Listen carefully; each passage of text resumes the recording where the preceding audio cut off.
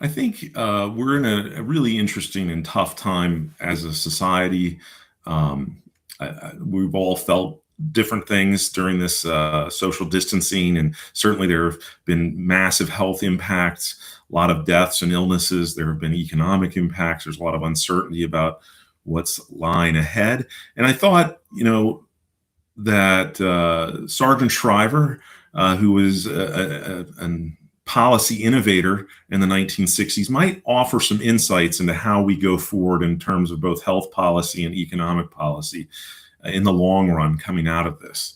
And so first, I think if we could just quickly look at Shriver's biography, he is a guy that as a young man, his father took he and his brother into different situations while being a member of the St. Vincent de Paul Society. His father was a member of that society, and that they were doing direct service work, direct charity as young children. Okay. And that, I think, stuck with him.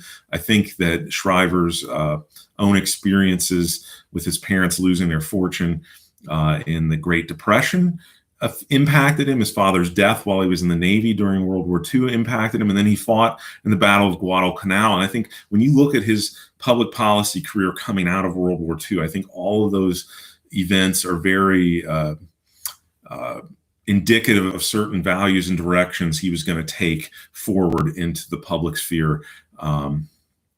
And so in the 60s, he was the first head of the Peace Corps, but I want to skip ahead a little bit to the late 60s. And one of the things Shriver, I think his great insight that we could take forward from this is that policies can just be injections of capital and whatnot through government spending or tax cuts, tax credits, etc. But he wanted to see, like, there's that initial push that money makes, but he also wanted to make room for and create a sort of web of positive connections that would have secondary, tertiary, quaternary benefits that are really a lot harder to measure and predict. But he wanted to create a very sort of fertile environment for good living, for human flourishing. And so we can look at, he was, one of the architects of Job Corps as well as work study, the federal work study program. And these things are kind of your traditional injection type things because, people that maybe didn't have employment now have it and they're getting paid. But they're also gaining employment experience. They're gaining skills. They have a positive resume coming out of work study as well as Job Corps. Like George Foreman, was in Job Corps, and he said he was on his way to some really bad things before Job Corps, and it helped kind of turn him in different directions in his life. And then the Office of Economic Opportunity, as well as the Small Business Administration, were things Shriver was a key figure in. And you had things like credit being freed up for small business owners and for farmers, small farmers, so that they had access to the capital they might need to then have some successes. And so you have those types of things. But then on top of those types of interventions, Shriver pushed for things like foster grandparents, Head Start, Upward Bound, where people would have an informal network of role models and mentors.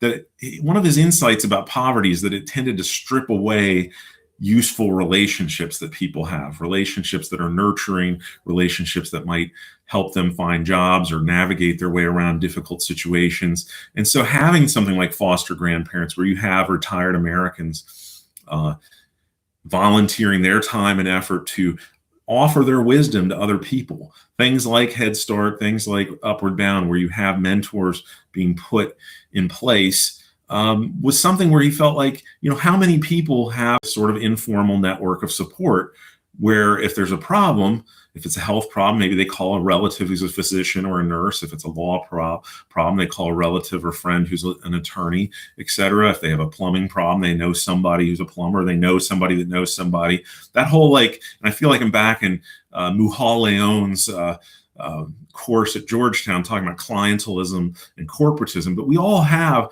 many people have these networks of people where it's like if something comes up, somebody or know somebody who knows somebody who has expertise and can help you get on the right path with that obstacle or problem.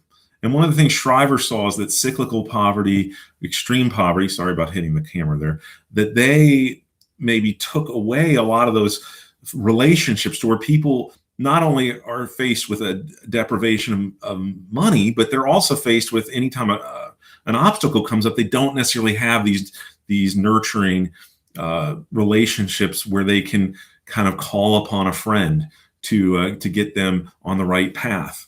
So you have those types of programs. Similarly, he saw that a lot of people don't have voices. So you have things like community action and legal services for the poor. If somebody has something like an employer or a landlord that's being abusive or negligent, having access to avenues of at least saying, look, this water heater has been broken, it needs to be fixed, we have leaking water, we have no hot water, yada, yada, yada. If somebody has no relationships and no path to be listened to, that becomes immeasurably harder to climb out of. But with things like community action, things like legal services to the poor, Shriver created these sorts of places for people to have a voice. He created things for people to have sort of this informal network of mentors and role models. With the other programs you mentioned, he created places where people get positive employment history, as well as get access to capital. And then the last one, Vista, was something he came up with, a domestic Peace Corps. And I know that during the Clinton administration, Vista was absorbed into or is partnered with AmeriCorps now.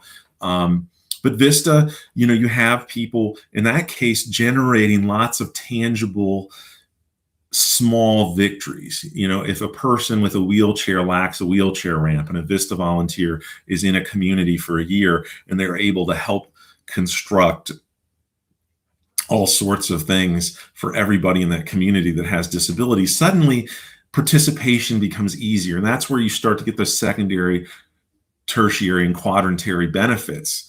Is that, like, it's really hard to predict what benefit will be there if you make it easier for people to participate in society, because you don't know what they're going to do. But if they weren't participating at all before, they weren't going to be able to contribute anything, because the system was set up to kind of keep them in their home, keep them shut in, etc. And so Shriver saw a vast need to have, tangible improvements, a vast need to have role models, mentors, vast need to give people a platform from which to speak when they encounter problems and obstacles, as well as job opportunities and capital being available. And I think the lesson coming out of that, I wouldn't want to just inject that policy into the 2020 framework, is that for both state governments and the federal government, they could take lessons from this, but so too could things like churches, synagogues, Rotary clubs, Kiwanis clubs, Lions clubs,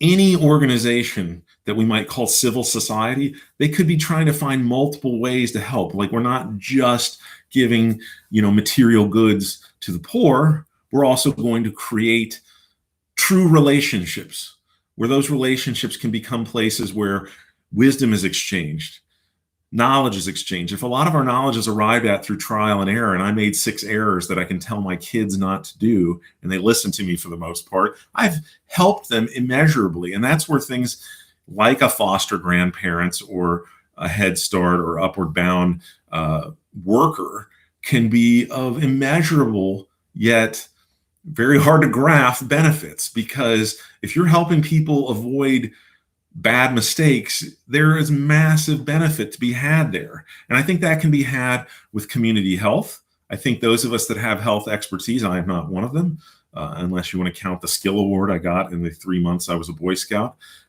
in first aid, and I'm not counting that. But if nurses, if pharmacists, if physicians, if med techs, medical researchers are able to share their wisdom informally, but also find places and times where, you hear these things like health screens, people can get their blood pressure and cholesterol checked. We need to have that, and we need to be the types of communities to where our neighbors and the people that live among us say, I know who to call if I have a health question. I'm not trying to put everything on just the health workers. Same thing for attorneys, same thing for teachers. If somebody's like, my son or daughter is struggling in this subject, you're a teacher. Can you find somebody that could help them in that subject if you can't, like, of course, we all have to like pull together on that, but that informal web of connections where wisdom can be exchanged back and forth, it will have massive benefits to quality of life. It may not be something that shows up in a GDP graph very easily, or it's very hard to isolate, but if we're helping ourselves because we're talking to more people and we're picking up their wisdom, and we're helping others avoid bad mistakes on health issues, financial issues, legal issues, etc., those are massive things that support human flourishing. And I think whether it's private things like a Rotary Club, whether it's religious organizations, whether it's governments, I think having that notion that we shouldn't just inject material aid in, that's certainly part of it, but that we also have to build relationships and break down barriers that separate us from people. And if we can break those barriers down and get conversations going and get that informal network really working for more and more people, and find ways like those wheelchair ramps to help people participate who otherwise we would just be cutting off their talents from our overall kind of communal as well as individual lives. It's a simple idea that Shriver had. It's hard to execute if you don't have that willingness to connect with people. But if we have that willingness, if we have the courage to step forward and say, I'm going to listen to people, I'm going to offer my acquired wisdom to people as well, we can make all sorts of benefits that really aren't just things that show up on a pay stub. Pay stubs are important, don't get me wrong. I always like payday, but I also think the number of times that like my parents or my friends have helped me around a computer problem, a legal problem, because I'm always being sued. That's not true, by the way. But, all of those things, the number of times I've had relatives who have medical backgrounds who said, well, why don't you just try this? Or why don't you do that? Is innumerable. And it's made my life a lot better. And I just think that if we can be that type of person for others and also accept the wisdom of others and make those connections, that's Shriver's great insight. And I think it would help with whatever we do going forward, coming out of the economic downturn that's certainly coming from this, but also the health issues are the most important things. Like, how do we best keep ourselves healthy and keep our families healthy and keep our neighborhoods healthy, our places of employment healthy, et cetera. We need to listen to each other, and we need to reach out to those people that have expertise. So thank you for your time. I think Shriver had some good insights, and just keep staying safe and keep staying healthy.